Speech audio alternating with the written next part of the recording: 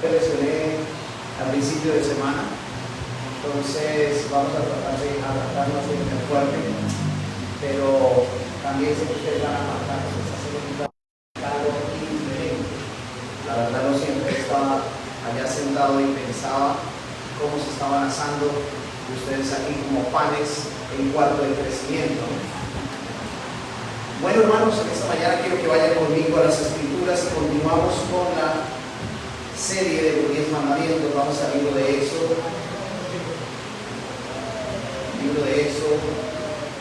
Continuamos con estas exposiciones que para mí han sido en verdad enriquecedoras.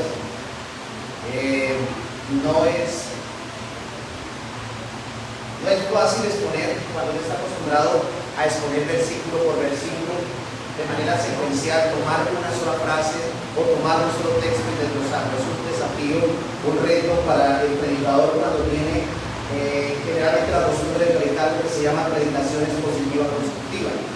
Entonces, tomar cada frase, cada mandamiento, cada precepto, cada principio es un desafío, porque nosotros caímos en algunos momentos a todo el contexto de las Escrituras para encontrarle sentido al pasaje, ¿sí?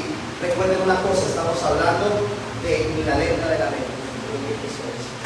Eso hacia allá, porque se me empieza la letra de la ley y el espíritu de la letra, ¿no? Entonces vamos a leer Éxodo capítulo número 20.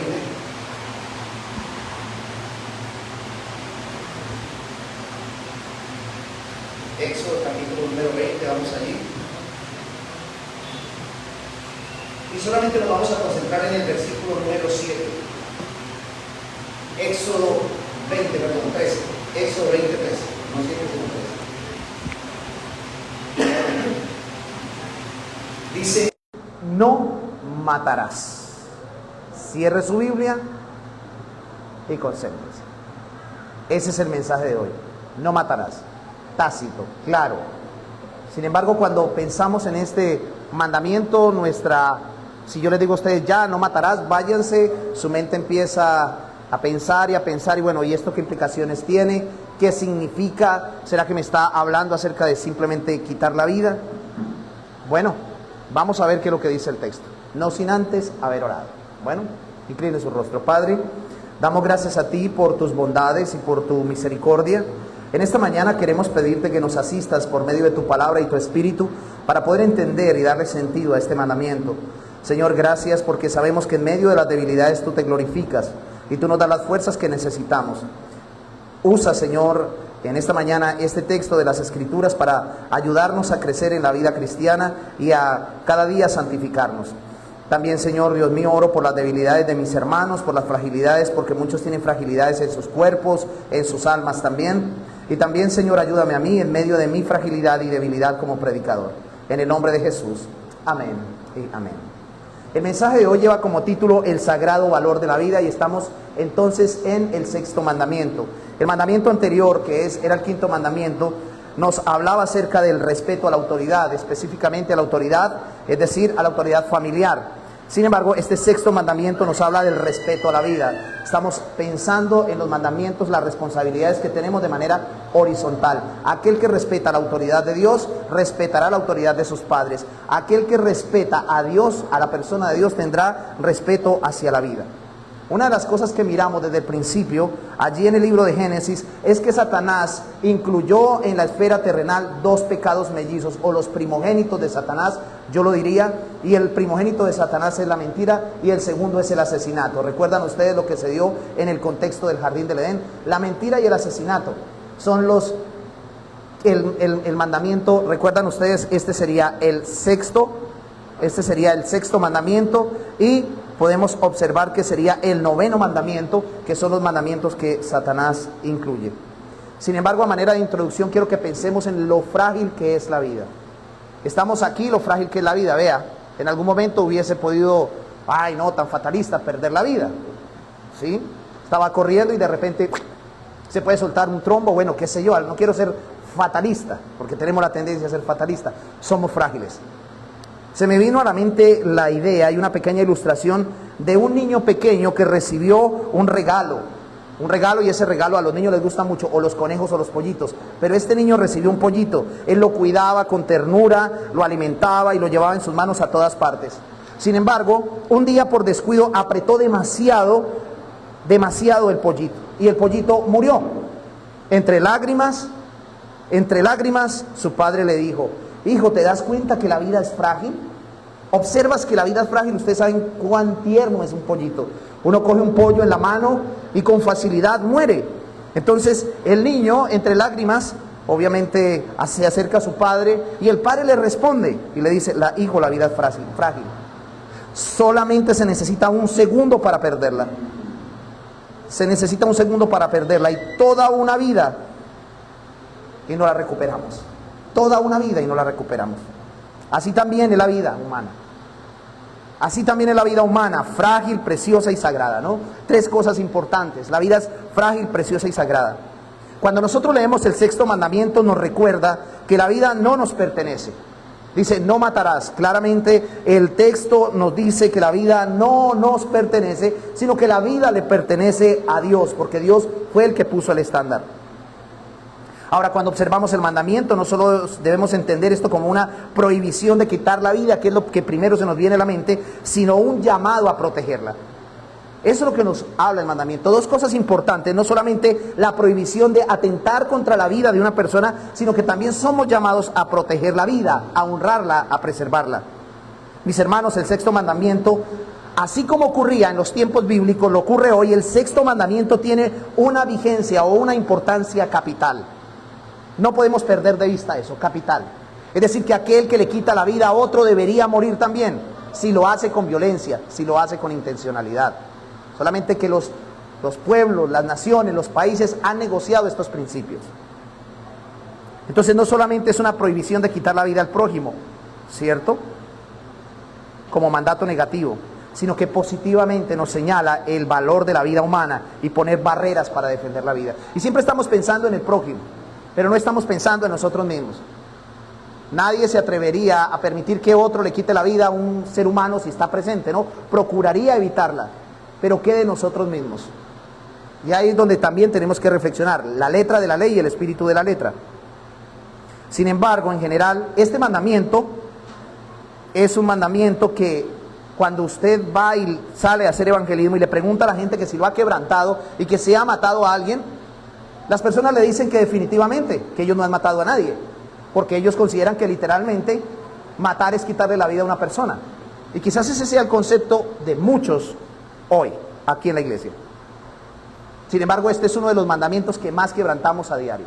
Es uno de los mandamientos que más quebrantamos a diario y de manera continua. Por lo tanto, es necesario enseñar este mandamiento para evitar al máximo quebrantarlo. Y este mandamiento, ¿qué revela? Revela la santidad de la vida humana y nos llama a rechazar toda forma de homicidio, tanto externo como interno, tanto físico, escuchen bien, tanto físico como espiritual. No solamente la parte física, que es lo que la letra de la ley dice, sino también espiritualmente. Y debemos, obviamente, preservar la vida física, pero también preservar la vida espiritual, y con esto nosotros estaríamos honrando a Dios. Entonces, para meternos en el asunto, lo primero que debemos pensar es en el significado del mandamiento, en primer lugar. El significado del mandamiento. Vamos a ver entonces, número 1, el significado del mandamiento, y vamos a volver al versículo número 13. Ahí hay un mandamiento: no matarás, una negativa, no matarás. Para eso y para poder avanzar es necesario que veamos la palabra hebrea para matar. La palabra hebrea para matar es la palabra razak. Esa palabra no significa matar en general. Bueno, escuchen bien, no significa matar en general como en una guerra o un accidente, un sacrificio, sino más bien significa asesinar, quitar la vida, y esto hacerla de manera injusta. Eso es lo que significa. Entonces, cuando nosotros hablamos de no matar, o el texto está hablando de no matar, no simplemente significa no quitarle la vida a una persona, sino no hacerla de manera injusta. Bueno, ahora, ¿eso nos da licencia para que nosotros le quitemos la vida a otro? ¿Dios dejó abierto este mandamiento para que cualquiera tome la justicia en sus manos? De ninguna forma. Entonces, lo que el texto muestra es que se usa para referirse al homicidio intencional o violento. Eso era lo que Moisés estaba enseñando. Y a veces también al homicidio por negligencia. Entonces, Éxodo 20:13 podría traducirse con más precisión como: no asesinarás o no cometerás homicidio de manera como injusta, de manera ilegal, de manera intencional. No podemos hacerlo. En síntesis, el mandamiento prohíbe quitar la vida por varias cosas. El mandamiento prohíbe quitar la vida por, escuchen bien, por enojo, por odio, por venganza, por envidia o injusticia. ¿Alguno de ustedes se ha enojado contra su hermano, contra su esposa, contra su esposo, contra sus hijos de manera injusta? Ahora pensemos por un momento si hemos violado ese mandamiento y hemos venido a los pies de Cristo para decirle: Señor, perdónanos por haber violado este mandamiento. Parece que no somos conscientes de lo que estamos haciendo y nos escandalizamos cuando vemos los grupos al margen de la ley asesinando personas, los grupos violentos asesinando personas, cuando nosotros continuamente estamos bombardeando a otros de manera negativa con nuestras palabras y destruyéndoles, aplastándolos. Entonces, qué interesante que el mandamiento es, la palabra kazaj en el hebreo es bastante amplia, no solamente se limita al acto físico. Eso nos lleva a considerar, en segundo lugar, y voy a tratar de avanzar por misericordia, ¿no? Tanto de ustedes como tener misericordia de mi pobre pierna, digo pobre pierna, el significado que la Biblia le da al sexto mandamiento. Entonces vamos a ver dos cosas. Primero vamos a ver lo que no es asesinato en la Biblia y luego lo que es asesinato. En segundo lugar vamos a ver entonces lo que no es asesinato. Lo que no es asesinato, la ejecución de la justicia no es asesinato. Bueno, en primer lugar vamos a ver eso. La ejecución de la justicia no es asesinato. No siempre que se mata a un hombre es asesinato según las Sagradas Escrituras. Escuchen bien, no siempre que se mata a un hombre es asesinato según las Sagradas Escrituras. Y esta afirmación que estoy diciendo debe ser entendida con mucho cuidado. Con esto no estoy diciendo que tenemos licencia para matar a cualquiera que no sea de nuestro agrado. No. Pero sí quiero decir que no es asesinato cuando se ejecuta justicia. Cuando se ejecuta justicia. Y esto es cuando no yo ejecuto justicia, sino cuando yo voy a las entes que Dios ha establecido para que ellos mismos ejecuten justicia. O sea, ninguno de los que están aquí puede, si alguien lo cerró en el carro o si alguien le hizo una grosería, bajarse, sacar el arma y pegarle un tiro, porque está haciendo justicia. Sí está haciendo justicia, porque se vio agraviado. Sin embargo, Dios no dejó esto a granel, sin escrúpulos, sin límites, para que nosotros pudiéramos ejecutar justicia. Dios dejó a quienes podían ejecutar justicia, y esto lo hizo estableciendo los magistrados. Cuando el magistrado sentencia a un asesino, porque el magistrado está investido de la autoridad legal para ejecutar a los infractores capitales o delincuentes que cometen delitos graves que deberían ser castigados con la muerte, si éste no dicta la sentencia a muerte, Dios inculpará al magistrado como si fuera su propio pecado. Imagínense ustedes cómo estamos nosotros en Colombia, en los países de Latinoamérica, donde es costumbre en nuestras sociedades que se condene al justo y se absuelva al delincuente. O sea, hay una cantidad de jueces que van a estar en el día del juicio final rindiendo cuentas de cómo fueron partícipes de asesinatos, absolviendo este tipo de situaciones. Ahora, esto es horroroso, ¿no? Esto es horroroso. Esto es contrario a lo que Dios dice. Y específicamente en cuanto al delito de quitar la vida, la Biblia claramente nos da las pautas. Vamos a Génesis capítulo 9, el versículo número 6. Génesis capítulo 9, el versículo número 6. Dice: el que derramare sangre de hombre por el hombre, sangre será derramada, porque a imagen de Dios hizo el hombre. Ahí hay una razón y un fundamento para no derramar sangre. El hecho es que Dios, el hombre es imagen de Dios. Dios creó al hombre y el hombre no debe ser afectado específicamente porque es la imagen del Dios invisible. Sin embargo, como lo dije anteriormente, los magistrados juegan un papel importante y eso lo vamos a explicar más adelante. Luego, en la Nueva Versión Internacional dice, si alguien derrama la sangre de un ser humano, otro ser humano derramará la suya. Porque el ser humano ha sido creado a imagen de Dios. Y aquí lo que Dios está estableciendo, antes de establecer la ley y antes de constituir a Israel como nación, es la pena capital.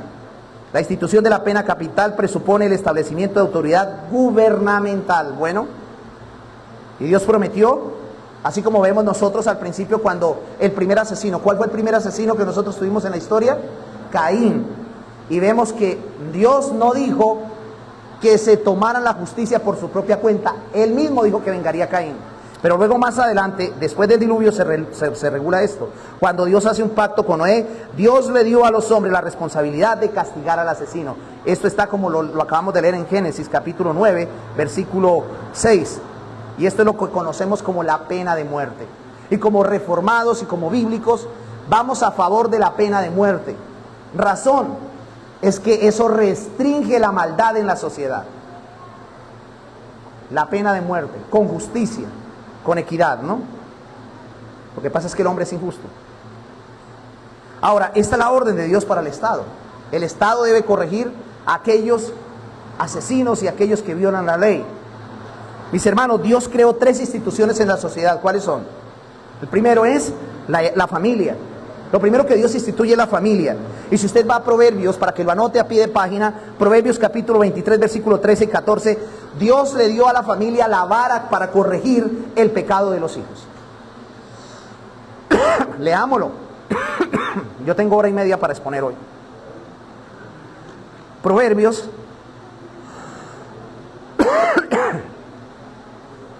Proverbios capítulo número 23.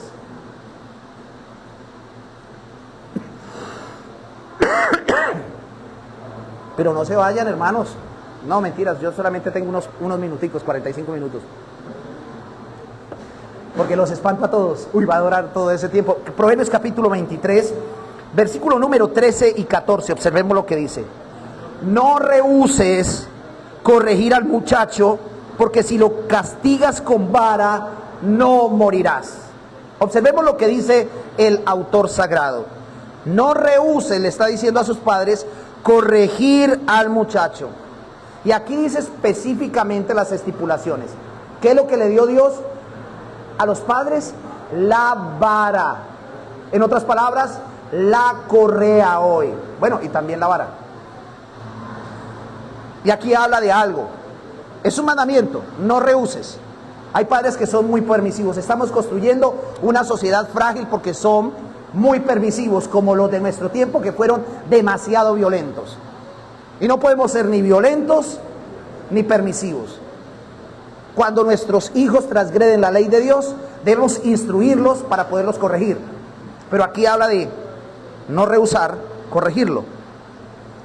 Y ahí hay una partícula gramatical de contraste, de argumento. La partícula gramatical de argumento es ¿por qué? ¿Por qué? ¿Por qué no debes rehusar corregir a tu hijo? Porque si lo castigas con vara, no morirá. Ahora sigue diciendo el versículo 14. Lo castigarás con vara y librarás su alma del sepulcro y a la vez del infierno. A eso es a lo que se refiere. Un muchacho sin límites y sin corrección comúnmente termina asesinado por otros cuando no respeta la autoridad. Eso es lo que nosotros observamos en nuestras sociedades. ¿Por qué lo mataron? Porque vemos tantas personas en la calle indigentes, no porque tuvieron un fracaso moral en su vida simplemente, o porque de repente no, un fracaso sentimental, o porque entraron en... No, es porque no se sujetaron a la autoridad. Gracias, hermano. ¿Esto qué es? Ah, bueno, pero no trae nada más. Ah, bueno, gracias. Estoy diciéndolo porque hay momentos donde, hago un paréntesis, donde mezclamos algo y de repente yo no puedo. Yo soy muy meticuloso en eso. Gracias, hermano. Entonces aquí observamos, dice, lo castigarás con, y vuelve otra vez y dice, con vara. ¿Qué le dio Dios entonces a la familia? ¿Y qué va a hacer cuando usted, no la vara, cuando usted utiliza los instrumentos que Dios le dio? ¿Qué va a hacer? Librarlo del Seol. Librarlo del Seol. ¿Sabe cuál es la idea de los padres posmodernos? Yo no voy a pegarle a mi hijo. ¿Por qué no le voy a pegar a mi hijo? Porque no quiero ser un violento como mis padres. Y simplemente cuando llegan a grandes, dice, pastor, no sé qué hacer, ya no me lo soporto. Revisa qué fue lo que hiciste, porque Dios no se equivoca cuando establece los medios. Ahora sí, tus consejos. Ahora vemos nosotros otro punto. Otra institución que es la iglesia. La iglesia. ¿Qué le dio Dios a la iglesia para corregir la maldad, restringir la maldad de los miembros de la iglesia? La disciplina eclesiástica. Le dio la disciplina eclesiástica para castigar al impenitente. Y la disciplina eclesiástica es suspenderle la membresía. La disciplina eclesiástica también consiste en hacer pública su falta y también, si no se arrepiente, sacarlo y que no vuelva a menos que busque la restauración. Eso está en 1 Corintios capítulo número 5, versículo 1 al 13, y no tengo tiempo para exponerles eso. Sin embargo, como lo estábamos viendo, que estamos hablando acerca de los magistrados, Dios le da al Estado la espada para restringir la maldad. ¿Hoy qué hay? Fusiles, caliles, 9 milímetros, policía y todo esto. ¿Quieren verlo? Pablo lo dice en Romanos capítulo número 13. Si no alcanzo a terminar hoy mi exposición, me regalan ustedes y la próxima semana la termino. Bueno, Romanos capítulo número 13.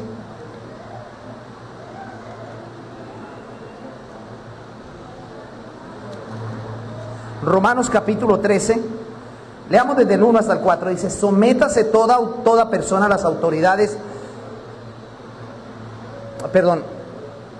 sométase toda persona a las autoridades superiores, porque no hay autoridad sino de parte de Dios, y las que hay por Dios han sido establecidas. De modo que quien se opone a la autoridad, ¿saben quién era la autoridad en aquel tiempo? Nerón, el emperador. Y Pablo está diciendo, hay que someterse a la autoridad gubernamental. De modo que quien se opone a la autoridad, a lo establecido por Dios, resiste. Y los que resisten acarrean condenación para sí mismos. Versículo 3. Porque los magistrados, y aquí está utilizando quién es la autoridad, y se está enfocando, no está mencionando específicamente al emperador, sino está hablando de los magistrados, si ustedes me entienden, ya que es un magistrado, ¿no? Entonces, porque los magistrados no están para infundir temor o miedo al que hace el bien. Lo contrario que estamos viviendo en nuestra sociedad, sino al malo. Le dice, ¿quieres pues no temer la autoridad? Haz lo bueno y tendrás alabanza de ella. Y quiero que lean el 4. Porque es el magistrado, la autoridad civil, la policía, digámoslo en este tiempo, el ejército, los jueces, ellos que son servidores de Dios, así no sean creyentes.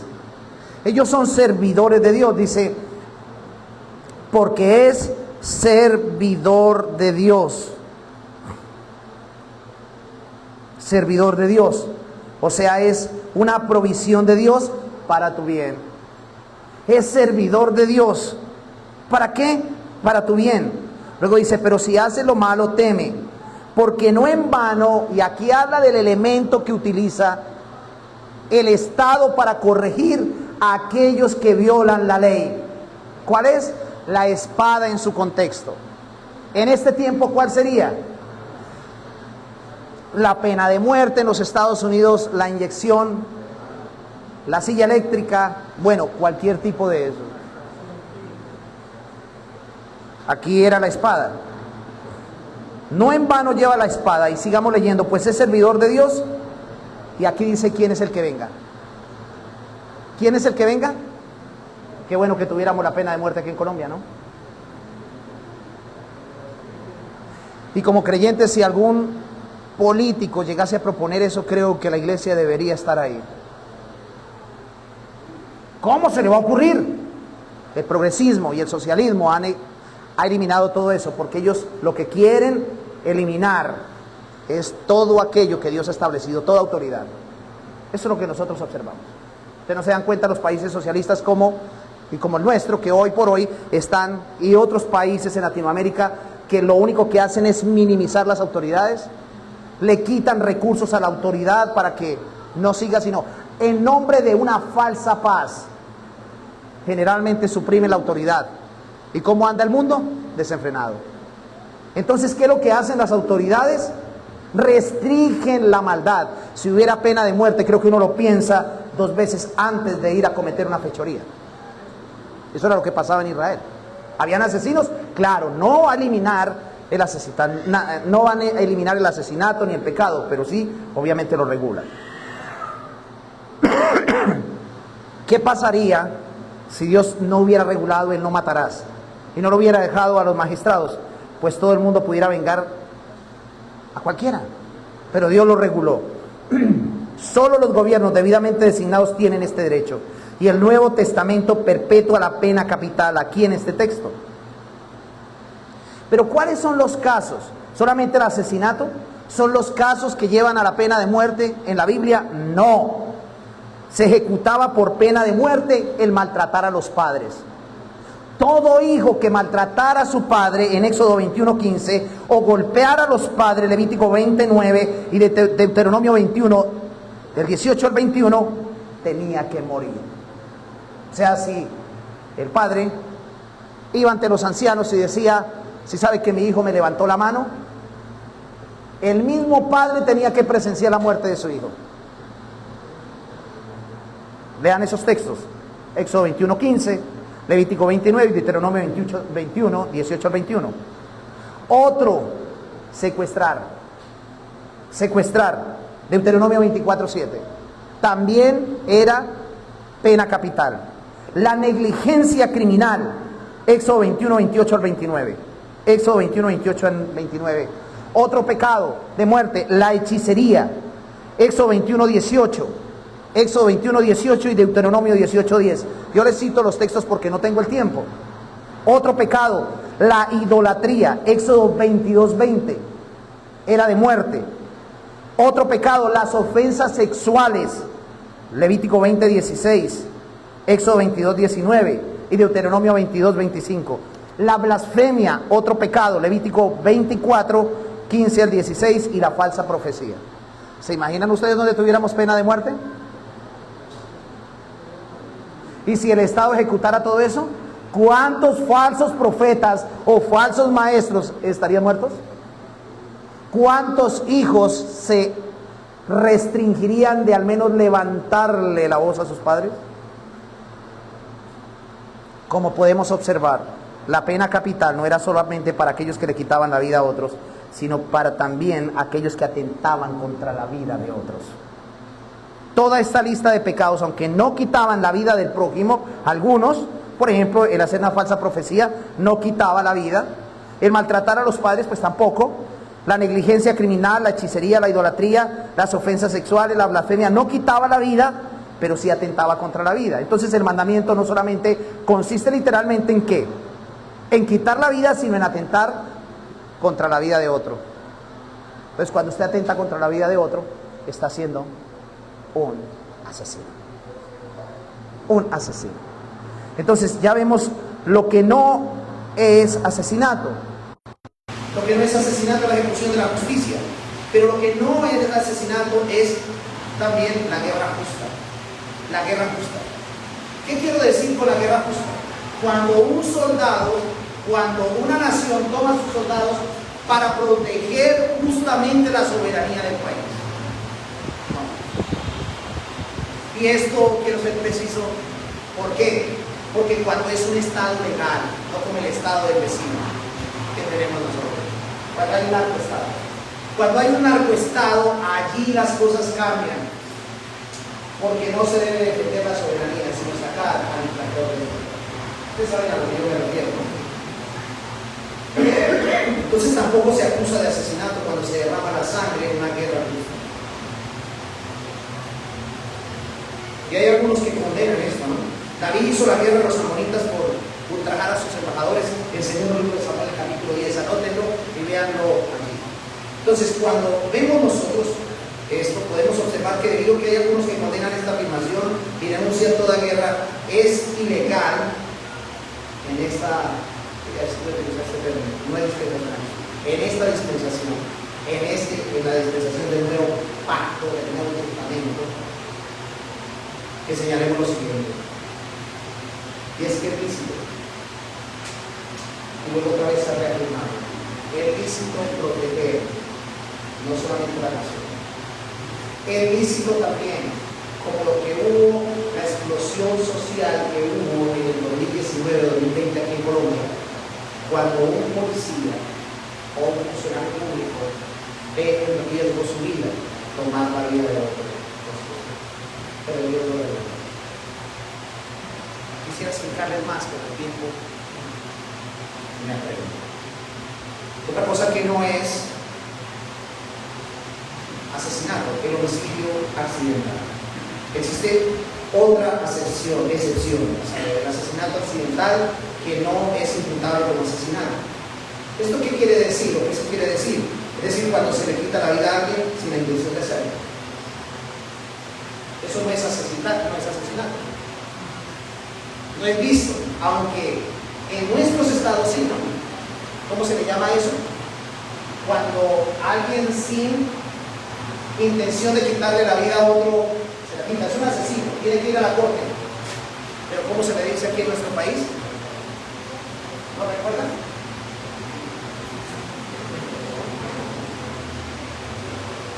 Asesinato culposo, no culpable. Sin embargo, tiene que pagar. Pero delante de Dios no es un asesino.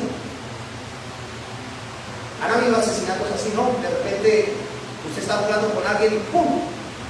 Estaba jugando con una bola y le pegó una piedra, le pegó una pedrada y lo mató hasta los mismos hermanos. No lo hizo con esa intención. Entonces Dios no lo ve como asesinato. En tal caso, lo encontramos mencionado en las Escrituras, como cuando al cortar madera, a un hombre hacha se le resbala y mata al corpo sin intención. Ahí está en Deuteronomio capítulo 19, versículo 5. Vamos allá. Deuteronomio capítulo 19, versículo 5.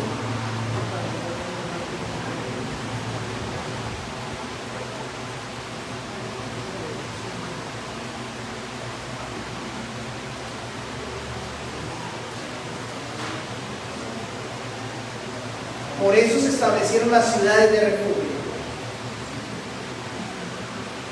¿Qué era una ciudad de refugio? Es una ciudad que refugiaba a aquellos que habían cometido pecados culposos, para que, específicamente el homicidio, para que el pecador no lo matara, entonces Dios lo protegía. Bueno, vamos a ver qué es lo que dice el niño. Y esto se iba a establecer en la tierra prometida, ¿no? Porque esto era una promesa para la tierra prometida. Y se tenían que apartar 3 ciudades en medio de la tierra, sí, para esto. Vamos a leer. Leamos desde el 1. Cuando Jehová tu Dios destruya las naciones cuya tierra Jehová tu Dios te da a ti y las heredes y habites en sus ciudades y en sus casas, te apartarás 3 ciudades en medio de la tierra que Jehová tu Dios te da para que la poseas. Y arreglarás los caminos y dividirás en 3 partes la tierra que Jehová tu Dios te dará en heredad, y serás para que todo homicida huya a ti. Para que todo homicida huya a ti. Pero aquí deja estipulado quién es. Dice, y este es el caso del homicida que huirá, allí vivirá. Aquel que hiere a su prójimo, ¿cómo? Sin intención. ¿Era homicida? Sí, pero no era un homicida culpable, sin intención. Ahora, ¿nos da eso la licencia para nosotros quitarle la vida a otros? No. ¿Qué nos enseña esto? Importante, a ser muy prudentes con nuestras manos.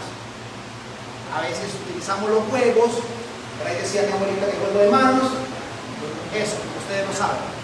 En las bromas que nosotros hacemos, de repente una imprudencia que usted va a hacer porque va rápido en su carro o en su vehículo, mucho cuidado, aunque usted no haya tenido la culpa, es culpable de asesinato, porque dice que era un asesino. Vamos a leerlo. Entonces dice, y este es el caso del homicida que huirá y vivirá allí, aquel que hiere a su prójimo sin intención, sin haber tenido enemistad con él anteriormente. Como el que fuere con su prójimo al monte a cortar leña. Como que fuere. Y aquí utiliza específicamente ¿qué? Un caso particular. Un caso particular. ¿Lo puede notar el caso? Leámoslo. Como el que fuere con su prójimo al monte a cortar leña y al dar su mano el golpe con el hacha para cortar algún leño, saltar el hierro del cabo y hiere contra su prójimo y este muriere. ¿Qué va a hacer? ¿Qué tenía que hacer? O de repente usted va a cortar con el hacha como lo tenemos hoy y se zafa el hacha y alguien atrás y ¡pum! Le rajó. ¿Qué tenía que hacer? Inmediatamente huir a la ciudad de refugio, porque no lo había hecho con intención. ¿Cuál es la diferencia entre el asesinato literal y este asesinato? Que el asesinato que comúnmente cometemos, que es por injusticia, lo hacemos con odio y con sed de venganza. ¿Ven? Con odio o con sed de venganza. Mientras que este no. Puede ser, vuelvo otra vez a punto. Puede ser en una broma, sin intención, etc. Entonces, en otras palabras, esto sería un asesinato accidental o sin proponérselo. Entonces, para esos homicidas inocentes, el Señor designó ciudades, que se llaman ciudades de qué? Para que oraran en su casa, donde podrían encontrar un asilo seguro del vengador de la sangre. Pero hay que señalar que debemos ocuparnos de cosas ilícitas, ¿no? De lo contrario, si nos dedicamos a lo que es injustificado y conduce a la muerte, y otro nuestro puede ser expulsado de ser asesinado, de asesinato. Entonces, para ser más específicos, en la ley de Moisés, una ciudad de refugio era un lugar designado por Dios donde podía ir una persona que había matado a alguien sin intención. Entonces, Dios había pensado no en cárceles, escuchen bien, no en cárceles, no en la cárcel como la que tiene Bukele en El Salvador. La única cárcel era una libertad limitada para aquellos que involuntariamente habían cometido asesinatos. Los demás, lo único que tenían que esperar era la muerte. No había vuelta de nuevo. Aunque podía ser llevado temporalmente, algunos expertos bíblicos lo dicen, temporalmente mientras le llegaba la pena de muerte, pero era irremediable, era inevitable, tenía que morir. Entonces, podemos observar tres cosas que no son asesinato: la ejecución de la justicia, en primer lugar; el otro, la guerra justa; y en tercer lugar, el homicidio accidental. Ahora consideremos lo que sí es asesinato. Y aquí vamos a dedicarnos un buen tiempito. Lo que sí es asesinato. Para considerar qué es asesinato, tenemos que ir no solo a la letra de la ley, sino también es necesario comprender el espíritu de la letra. Y este mandamiento, como lo dije anteriormente, prohíbe no solo el acto externo de matar, sino todo lo que tiende a la destrucción de la vida. Veamos entonces qué es lo que prohíbe el mandamiento. ¿Qué es lo que prohíbe el mandamiento? En primer lugar, el mandamiento prohíbe el asesinato de la propia vida. Y aquí no vamos a leer, vamos a hablar un poquito. El asesinato de la propia vida. O el autoasesinato. Escuche bien. El mandamiento prohíbe el autoasesinato. ¿Cómo se le conoce a esto? Suicidio. Suicidio. Mis hermanos, el que se quita la vida peca contra Dios. No solamente peca contra Dios, sino peca contra la naturaleza. Y además de eso, peca contra la sociedad. Es un asesino de sí mismo. Y no solamente se está diezmando la vida, sino que está robándole a Dios un derecho. Porque Dios es el dueño de la vida. La vida no nos pertenece, sino que es, en otras palabras, la vida es un talento o un don prestado. Valor. No hay excusas, no hay razón para intentar quitarme la vida. Ni la depresión, ni la ansiedad, ni la muerte de un ser querido, nada. Dios nos dio la vida y Él tiene derecho sobre ella. Sin embargo, dentro del suicidio encaja a perfección algo que es común y recurrente en nuestro tiempo, que no había en aquellos tiempos, y es la eutanasia. Y quiero detenerme por un momento aquí, y quizás van a venir pensamientos otra vez al respecto. La eutanasia es un asesinato en sentido doble. Bueno, la eutanasia es un asesinato en sentido doble. Primero, causada por aquel que está padeciendo, y también por el profesional, porque quiere evitar el sufrimiento. Ahora, esta palabra debemos definirla etimológicamente. La palabra viene del griego eu, que es buena, y thanatos, que es muerte, es decir, buena muerte. Y la eutanasia surge por el pensamiento pragmático y utilitarista en que nosotros estamos viviendo. ¿Razón? Nadie quiere. Le queremos subir al dolor, y lo más fácil es el escapismo. Es el escapismo, y ahí incursionó la eutanasia. La eutanasia es la acción de provocar intencionalmente la muerte de una persona que padece una enfermedad grave, incurable y dolorosa, con el fin de evitar eso, sufrimiento. Y a la gente no quiere sufrir. ¿Por qué se suicidan? Porque no quieren sufrir. Una esclerosis múltiple. Pastores, usted no sabe que es una esclerosis múltiple. Estamos viviendo en una sociedad frágil donde, pastor, no puedo venir a la iglesia porque amanecí con dolor de cabeza el domingo, pero el lunes estoy con dolor de cabeza y así no voy a trabajar.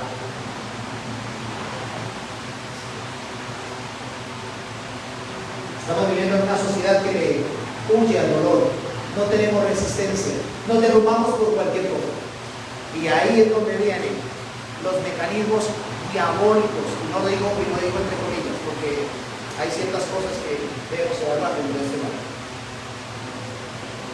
Hermano, la Biblia claramente dice en el libro de Job, en el capítulo 14, versículo 1, que el hombre que nace de mujer, nace para sufrir.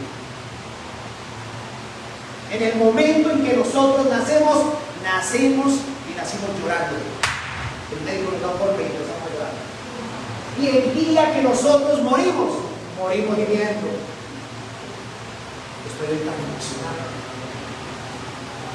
¿No pasa? ¿No ha visto que la persona que muere lo último que bota es una lágrima? Entre la vida y la muerte hay sufrimiento.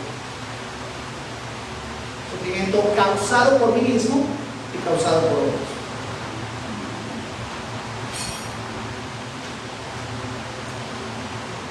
Eso de buena muerte no tiene nada de relación con el texto bíblico, ¿no? No tiene nada de relación. La muerte no es buena. Sin embargo, son las consecuencias del pecado. La muerte es dolorosa. ¿Sí los ha visitado la muerte ustedes? Todos los días se hacen. Todos los días se hacen. De manera negativa o de manera positiva. De manera negativa, cuando usted tiene un accidente, la muerte le está tocando. Y de manera positiva, cuando usted se pone la pijama para acostar, la muerte se asoma. Usted todos los días se mete en ese ataúd y al otro día se lo quita. Qué interesante, ¿no? Esa es la mejor ilustración. ¿Y por qué ese ataúd de la pijama? Porque usted se la pone, cierra los ojos y al otro día se despierta. Pero un día tendrá la pijama definitiva.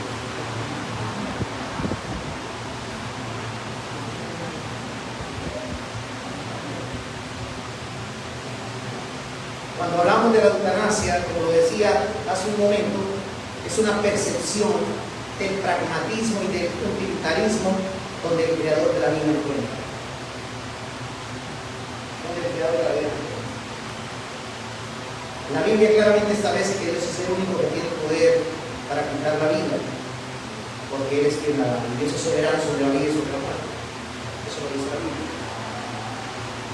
Nosotros podemos ver varios tipos de eutanasia, pero vamos a ver 4 principales tipos de eutanasia. En primer lugar está la eutanasia activa. ¿En qué consiste la eutanasia activa? Esta se administra directamente como con una sustancia, por ejemplo la inyección letal, para causar la muerte. Esa es la eutanasia activa. ¿De dónde saqué esto? Voy a citar, estoy citando las palabras del doctor Miguel Núñez, que él es médico. Y él utilizó estas 4. La eutanasia activa se administra directamente una sustancia, por ejemplo una inyección letal, para causar la muerte. Está la eutanasia pasiva.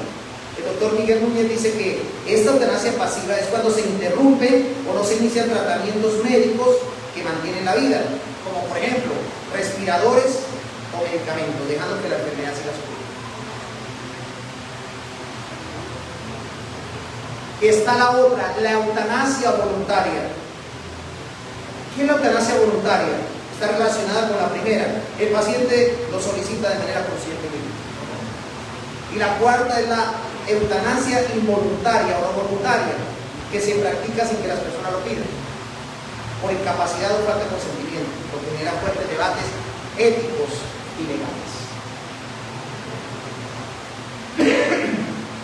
Mis hermanos, es común, quiero hacer la precisión, es común que en algún momento tengamos que pasar por alguna circunstancia crítica con algunos de nuestros familiares y tengamos que enfrentarnos ante una decisión.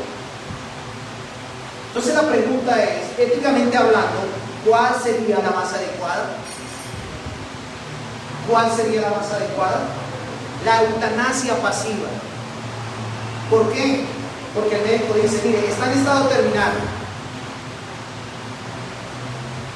Está en estado terminal. La situación es, ¿lo desconectamos o dejamos, solamente le vamos a aplicar medicamentos y que obviamente la enfermedad siga su curso hasta que lo llegue? Pues es ahí donde tenemos un motor. Deje que los medicamentos sigan su curso hasta donde Dios se lo quiera llevar. ¿Cómo? Eso es algo doloroso. Es que ustedes son pasivos. Ustedes como familiares no son compasivos aquí. Claro que sí. Compasivos con que no vamos a ser compasivos con la persona. De cierta manera. Pero sí vamos a ser autocompasivos. Porque le vamos a evitar los problemas delante de Dios. Veamos algunos pasajes que nos hablan acerca.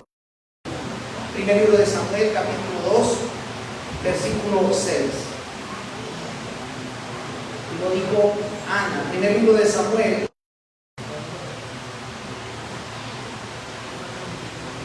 Vamos todos con la Biblia allí.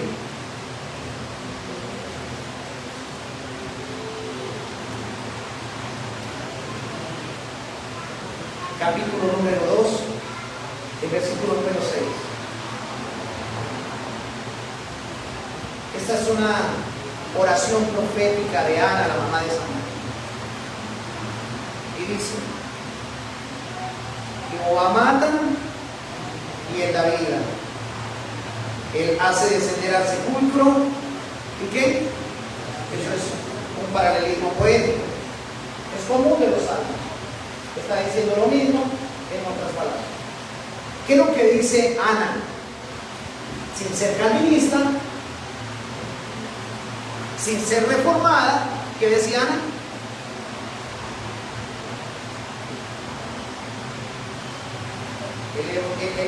Lo dice allí. Él mata. ¿Quién es el que mata? Dios. Entonces ya. O sea, lo que está diciendo Ana es que Dios es el que tiene el poder para dar la vida y para diezmar. Se cierra toda posibilidad o autoridad, el efecto de que el hombre quiera quitar su propia vida. Es decir, el hombre le quita la vida a otro, es por autorización divina. ¿No lo vimos? ¿Regulado por qué? por el magistrado, no por nosotros. A mí, quiero hacer un paréntesis aquí para decir algo respecto a los que andan declarando: declárese sano, con cáncer, declárese sano, y declárese sano, que tiene una enfermedad terminal y degenerativa, declárese sano, como si yo fuera Dios para poder estar decretando eso. ¿Cómo debe ser la oración de un hombre o de una persona que está en una enfermedad, en un estado terminal? Jehová dio, Jehová quitó, sea bendito el nombre del Señor. ¿Cuál debe ser la actitud? Señor, si quieres, sáname, y si no, glorifícate en medio de mi enfermedad.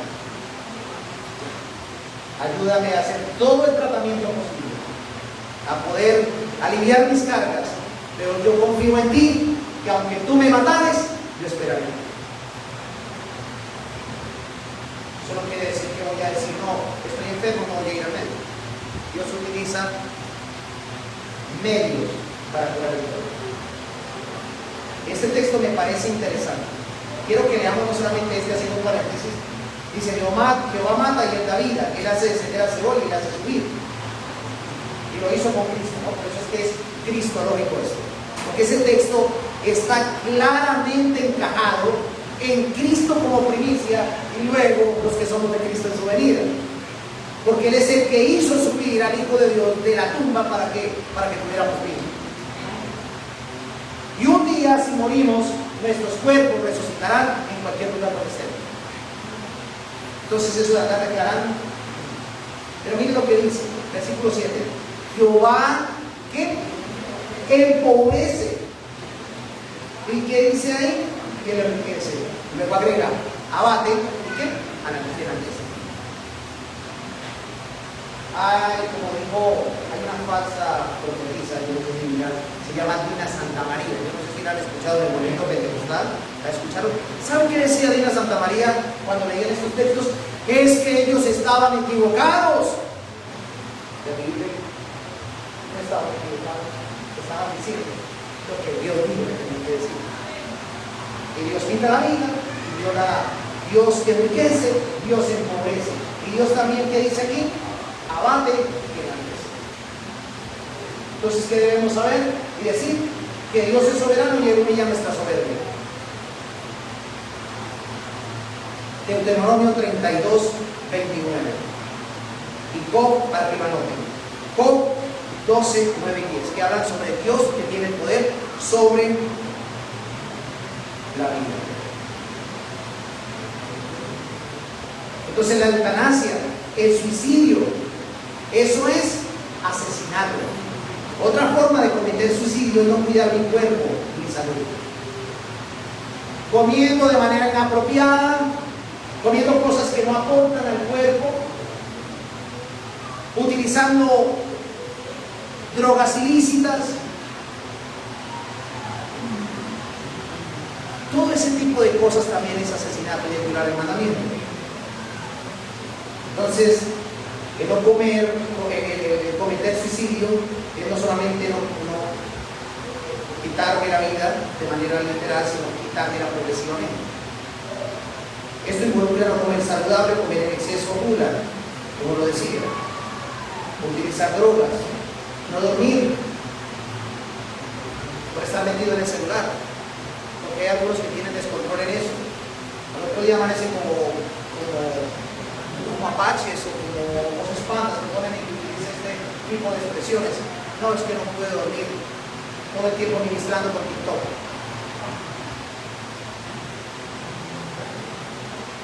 ¿Sabe qué dicen estas personas? Muchas de estas personas, incluso hermanos, consideran que cualquier mal no se ha de morir. ¿No han escuchado eso? Eso de cualquier mal uno se muere.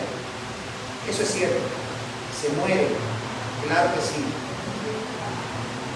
Alguien me decía una vez: se muere el que hace ejercicio. Pastor, ¿usted está haciendo ejercicio? Se muere el que hace ejercicio como el que no lo hace. Se muere el que cuida su salud como el que no la hace. Pero déjeme decirle algo: si podemos tener la muerte no tan trágica si nos cuidamos.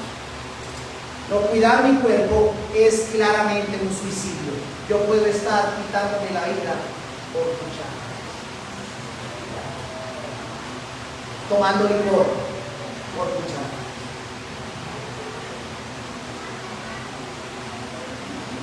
Hace 20 años me convertí, dijo alguien, tengo cáncer de pulmón.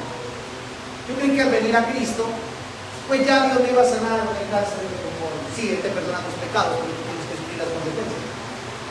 Los descuidos nos pasan cuenta. Otro que podemos observar que sí es asesinato es el asesinato de la vida ajena. Aquí no nos detenemos, ¿no? Porque ya lo hemos visto. El asesinato por manos violentas es un pecado horrendo, porque arranca un hombre de este mundo sin la preparación eterna. Ese es el problema del asesinato intencional, que si no tiene a Cristo, lo arranca de este mundo sin prepararse para la eternidad.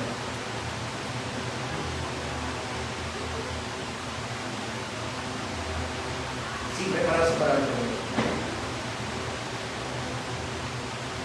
¿Y por qué se comete este asesinato?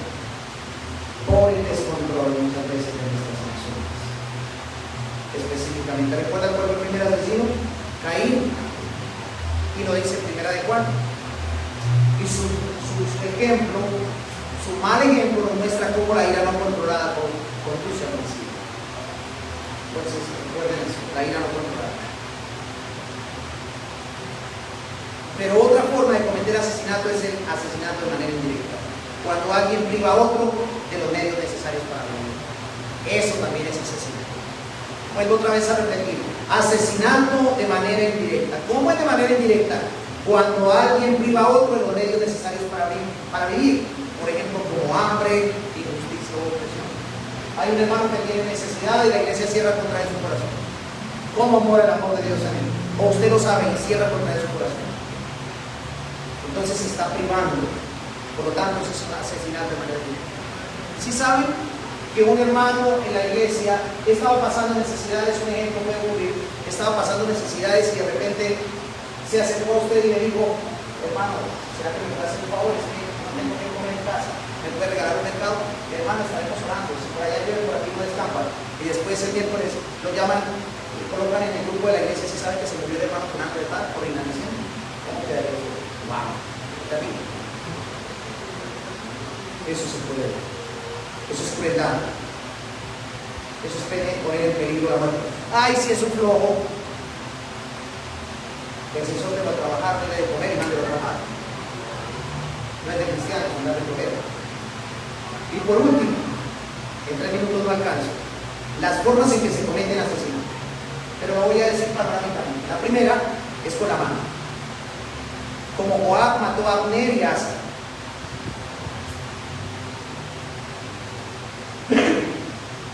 A Asa no por ego, a Amasa. Amasa nota la daga en su mano izquierda y Joab lo apuñaló en el estómago con el modo de tal modo que sus entrañas se derramaron en el suelo. Segundo libro de Samuel 20:10. Entonces con la mano. También otra forma en que se comete asesinato es con la mente. La malicia es un asesinato mental. Escuche bien. La malicia es un asesinato mental. La malicia es la intención consciente de hacer daño, de actuar con engaño, maldad o con un propósito negativo hacia otra persona. ¿Y qué dice Primera de Juan 3:15? Quien odia a su hermano es un homicida. Quien infame a otro también y desee el mal contra él en el corazón, lo está asesinando. Entonces hay un asesinato físico con la mano, un asesinato mental, pero también otra forma en que se comete asesinato es con la lengua. En tercer lugar, hablando en perjuicio de otro y provocando que lo maten. ¿Ha sucedido eso? En la Biblia en muchos casos.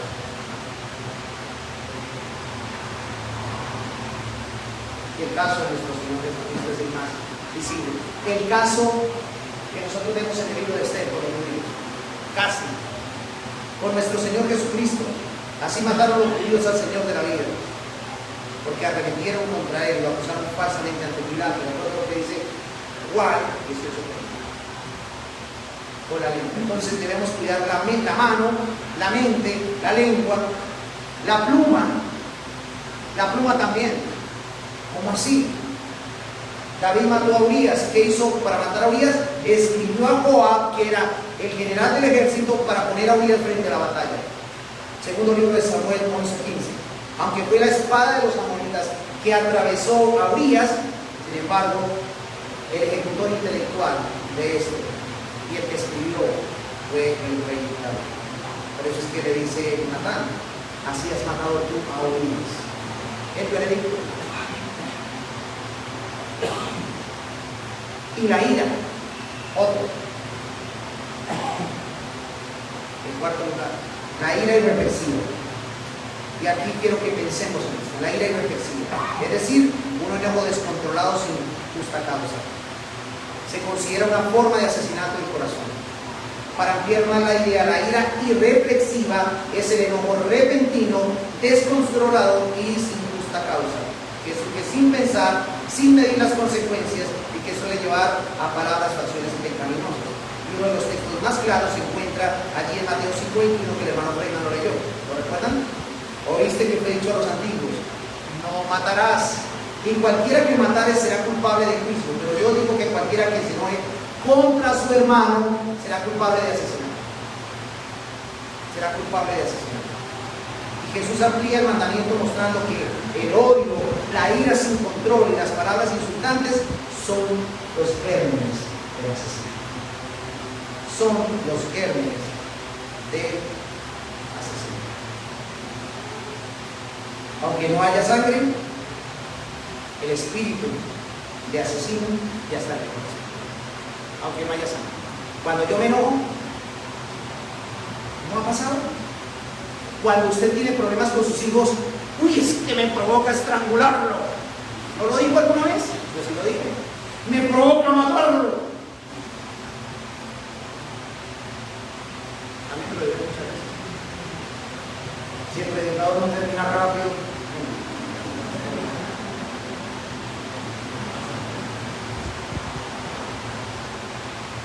entonces se viola no solo con la mano que mata, sino también con el corazón que odia y con la lengua que hiere.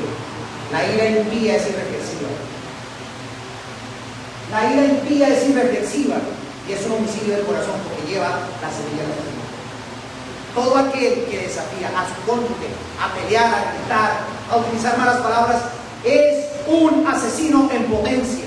Y todo aquel que se aira con facilidad, en algún momento, como dice la Biblia, hará locuras. Hará locuras. Entonces, ¿qué debemos hacer? La Biblia no prohíbe la ira, pero sí tenemos que controlarla. La Biblia no prohíbe la ira.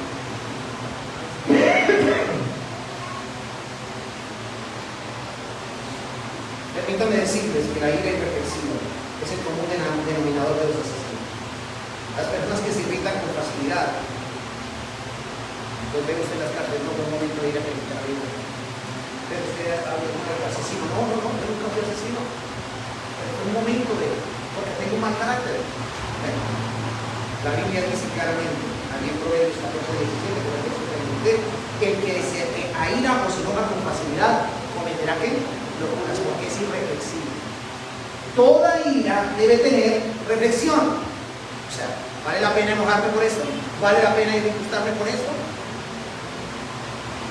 Entonces, ¿por qué viene el iracundo a quitarle la vida a otro? Porque le falta control emocional. Y debemos ser reflexivos ante las circunstancias de la vida. Y la otra es con las palabras. Usted ya sabe, ¿no? Las palabras. Mucha gente piensa que el sexto mandamiento solo se viola cuando